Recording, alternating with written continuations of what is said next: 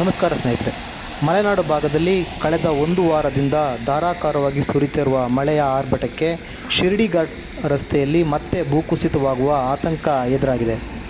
ಸಕಲೇಶಪುರ ತಾಲೂಕಿನ ಕಪ್ಪಳ್ಳಿ ಸಮೀಪ ಭಾರೀ ಪ್ರಮಾಣದ ಗುಡ್ಡ ಕುಸಿಯುವ ಲಕ್ಷಣಗಳು ಗೋಚರವಾಗಿದ್ದು, ವಾಹನ ಸವಾರರು ಭಯದಲ್ಲೇ ಸಂಚರಿಸುವಂಥ ವಾತಾವರಣ ಇದೀಗ ಸದ್ಯ ಶಿರಡಿ ಘಾಟ್ ರಸ್ತೆಯಲ್ಲಿ ನಿರ್ಮಾಣವಾಗಿದೆ.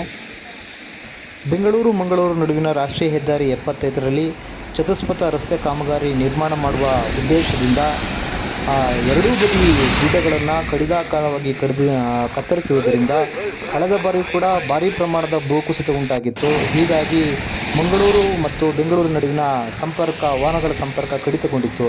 ಇದೀಗ ಮತ್ತೆ ಭೂಕುಸಿತ ಲಕ್ಷಣಗಳು ಕಂಡುಬಂದಿರೋದ್ರಿಂದ ಮತ್ತೆ ಸಂಚಾರ ಅಸ್ತವ್ಯಸ್ತಗೊಳ್ಳುವ ಲಕ್ಷಣಗಳು ಸದ್ಯಕ್ಕೆ ಕಾಣ್ತಾ ಇದ್ದಾವೆ.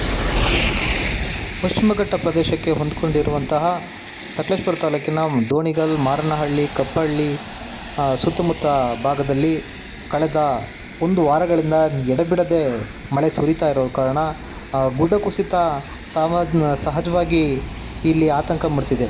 ಕಳೆದ ವರ್ಷ ಕೂಡ ಭಾರೀ ಪ್ರಮಾಣದಲ್ಲಿ ಗುಡ್ಡ ಕುಸಿತದ ಪರಿಣಾಮ ಕೆಲ ದಿನಗಳ ಕಾಲ ಸಂಚಾರವನ್ನು ಸ್ಥಗಿತಗೊಳಿಸಲಾಗಿತ್ತು. ಜೊತೆಗೆ ಶಿರಡಿ ಘಾಟ್ ಬದಲಾಗಿ ಚಾರ್ಮುಡಿ ಘಾಟ್ ಮೂಲಕ ವಾಹನ ಸಂಚಾರಕ್ಕೆ ಅವಕಾಶ ಮಾಡಿಕೊಡಲಾಗಿತ್ತು. ಇದೀಗ ಚಿಕ್ಕಮಗಳೂರು ಭಾಗದಲ್ಲೂ ಧಾರಾಕಾರವಾಗಿ ಮಳೆ ಸುರಿತಾ ಇರೋದ್ರಿಂದ ಚಾರ್ಮುಡಿ ಘಾಟ್ನಲ್ಲೂ ಕೂಡ ಸಂಚಾರ ಅಸ್ತವ್ಯಸ್ತಗೊಳ್ತಾ ಇದೆ. ಟ್ರಾಫಿಕ್ ಜಾಮ್ ಕೂಡ ಆಗ್ತಾಯಿದೆ.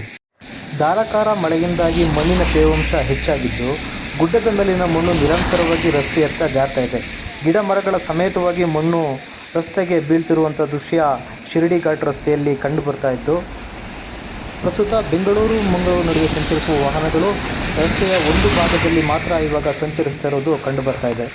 ಮಳೆಯ ತೀವ್ರತೆ ಇದೇ ರೀತಿ ಮುಂದುವರಿದರೆ ಭೂಕುಸಿತ ಪ್ರಮಾಣ ಇನ್ನಷ್ಟು ಹೆಚ್ಚಾಗಲಿದೆ. ಹಾಗಾಗಿ ಯಾವೆಲ್ಲ ಪ್ರಯಾಣಿಕರು ಮತ್ತು ವಾಹನ ಸವಾರರು ಬೆಂಗಳೂರಿಂದ ಮಂಗಳೂರಿಗೆ, ಮಂಗಳೂರಿಂದ ಬೆಂಗಳೂರಿಗೆ ಸಂಚರಿಸ್ತಿರುವಂಥವರು, ಕಳೆದ ವರ್ಷ ಕೂಡ ಇದೇ ರೀತಿ ಗುಡ್ಡ ಕುಸಿದ ಸಂದರ್ಭದಲ್ಲಿ ವಾಹನಗಳ ಮೇಲೆ ಗುಡ್ಡ ಕುಸಿದು ಸಾಕಷ್ಟು ಪ್ರಯಾಣಿಕರು ಮಣ್ಣಿನಡಿ ಸಿಲುಕೊಂಡಿದ್ದರು. ಅವರನ್ನು ಅಪಾಯದಿಂದ ಪಾರು ಮಾಡುವಂತಹ ಪ್ರಸಂಗ ಕೂಡ ನಡೆದಿತ್ತು.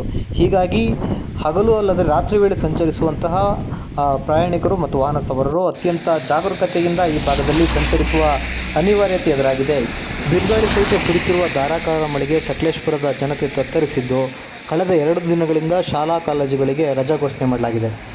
ಒಟ್ಟಿನಲ್ಲಿ ಮುಂಗಾರು ಮಳೆಯ ಆರ್ಭಟಕ್ಕೆ ಸಕಲೇಶಪುರದ ಜನತೆ ತತ್ತರಿಸಿದ್ದು, ಆತಂಕದಲ್ಲಿ ಜೀವನ ನಿರ್ವಹಣೆ ಮಾಡುವಂಥ ಪರಿಸ್ಥಿತಿ ಸದ್ಯ ಎದುರಾಗಿದೆ.